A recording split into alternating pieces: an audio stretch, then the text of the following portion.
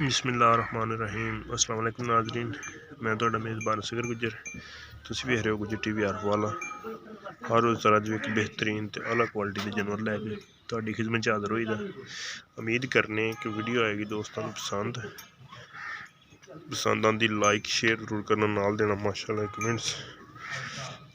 पहलन गब्बन झोटी है, बहुत ही खूबसूरत सफ़ेद चिट्टी अख कादर मैं छड़ खां जरा सिंगी माई निक्की निक्की है। पहलण मत्था थोड़ा जहा सफ़ेद है, बड़ी बरीक फुल बरीक, पिछले दोवें पैर सफ़ेद धोते हुए। ये नहीं भी खड़ी दा चड्डा लंगरियां दाग आ पट ते सुन्नी कोड़ी तो बिल्कुल साफ, पैर गोल, कंड छंड माई दी बिल्कुल पद्धर, सिंगी बड़ी बरीक। 2,80,000 रुपया डिमांड। नॉर्मल कमी पेशी हो जाएगी। बहुत छोटी है।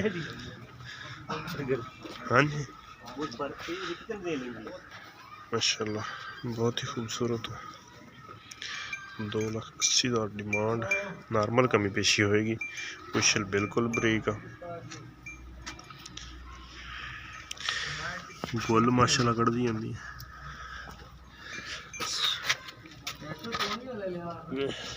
चंगी खिड़े टोरी तरह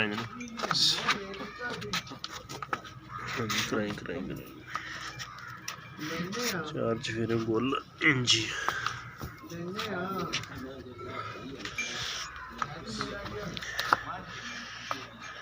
बरीक ते फुल बरीक झोटी लंगरियां दाग। उम्मीद करने का ये वीडियो आएगी दोस्तों को पसंद आती लाइक शेयर ज़रूर माशाल्लाह कमेंट्स भी ज़रूर। एक अगली तो नवी बेहतरीन वीडियो फिर मिलेंगे। अल्लाह हाफ़िज़।